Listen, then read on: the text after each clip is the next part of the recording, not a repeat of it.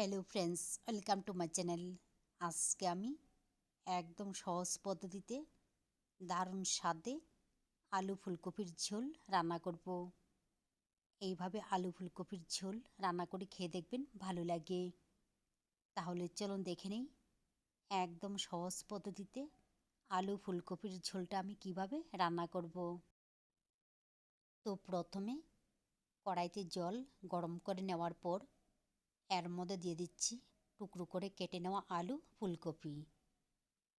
এইখানে আমি 600 গ্রাম ফুলকপি, মিডিয়াম সাইজে 2টা আলু টুকরো করে কেটে তারপর ভালোভাবে ধুয়ে নিয়েছি। এরপর এর মধ্যে লবণ দিয়ে এইগুলিকে 10 থেকে 12 মিনিট সিদ্ধ করে নেব।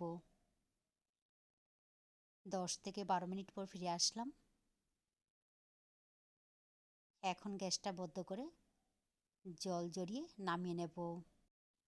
এইভাবে যদি আলু ফুলকপিগুলিকে হালকা একটু সিদ্ধ করে জল ঝরিয়ে রান্না করে নেওয়া হয়, তাহলে রান্নাটা একদম সহজভাবে হয়ে যাবে।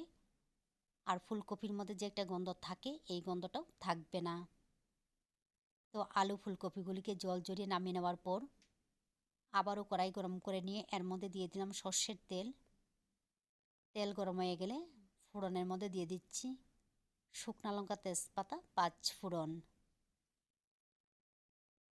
কয়েক সেকেন্ড ভেজে নেওয়ার পর ফোড়নের কালারটা চেঞ্জ হয়ে গেলে এর মধ্যে দিয়ে দেব টুকরো করে কেটে নেওয়া টমেটো। একই সঙ্গে দিয়ে দেব আদা, কাঁচা লঙ্কা বাটা। এইখানে আমি 3টা কাঁচা লঙ্কা, হাফ ইঞ্চি আদা একসঙ্গে বেটে নিয়েছি। তারপর এর মধ্যে দিয়ে দেব গুঁড়া মশলা। এইখানে আমি জিরার গুঁড়া, ধনিয়ার গুঁড়া 1 চা চামচ, হলুদের গুঁড়া 1/2 চা চামচ, সামান্য একটু লাল মরিচের গুঁড়া জল দিয়ে গুলে এর মধ্যে দিয়ে দেব। তবে নিরামিষ তরকারির মধ্যে ঝালের পরিমাণটা কম দিতে হবে। এরপর এর মধ্যে দিয়ে দিলাম পরিমাণ মতো লবণ। এখন মশলাগুলিকে নাড়াচাড়া করে কষিয়ে নিতে হবে।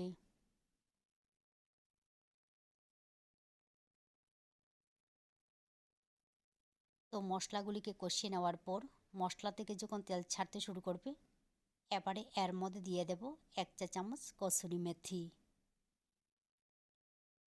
কসুরি মেথিগুলিকে হালকা একটু নাড়াচাড়া করে মিশিয়ে নিতে হবে। তারপর এর মধ্যে দিয়ে দেব সিদ্ধ করে জল ঝরিয়ে নেওয়া আলু ফুলকপি।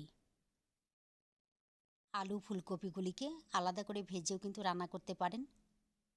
তবে একদম সহজ পদ্ধতিতে এইভাবে যদি মশলার সঙ্গে আলু ফুলকপিগুলিকে কষিয়ে রান্না করা হয়, তাতেও কিন্তু ভালো লাগে। তো এইগুলিকে মিশিয়ে নেওয়ার পর কম আঁচে ঢাকনা দিয়ে কষিয়ে নেব। যেহেতু আলু ফুলকপিগুলিকে আলাদা করে ভেজে নেওয়া হয়নি, তাই মশলার সঙ্গে আলু ফুলকপিগুলিকে একটু সময় নিয়ে ভালোভাবে কষিয়ে নিতে হবে। আবারও কম আঁচে ঢাকনা দিয়ে কষিয়ে নেব। প্রায় 20 মিনিটের মতো মশলার সঙ্গে আলু ফুলকপিগুলিকে কষিয়ে নেওয়ার পর দেখুন খুব সুন্দর ভাজা ভাজা হয়ে গেছে। এবারে এই সময়ের মধ্যে দিয়ে দেব জল। এইখানে আমি প্রায় 1.5 গ্লাসের মতো জল ব্যবহার করলাম। তবে জলের পরিমাণটা আপনাদের পছন্দ মতো ব্যবহার করতে পারেন। তারপর এর মধ্যে দিয়ে দিলাম সামান্য একটু শাহি গরম মশলার গুঁড়া। একই সঙ্গে দিয়ে দিলাম বেশ কিছুটা ধনিয়া পাতা কুচি। তবে নিরামিষ তরকারির মধ্যে ঝোলের পরিমাণটা কম দিলেই ভালো লাগে। এইগুলিকে মিশিয়ে নেওয়ার পর আবারও কম আঁচে ঢাকনা দিয়ে রান্না করব, যতক্ষণ সিদ্ধ হতে সময় লাগে ততক্ষণ। 10 থেকে 12 মিনিট পর ফিরে আসলাম। আলু আর ফুলকপি ভালোভাবে সিদ্ধ হয়ে গেছে। এখন একটা হাতার সাহায্যে 3 থেকে 4 টুকরো আলু ভেঙে দিতে হবে। এইভাবে কয়েক টুকরো আলু ভেঙে দিলে ঝোলটা ঘন হবে, ভালো লাগবে।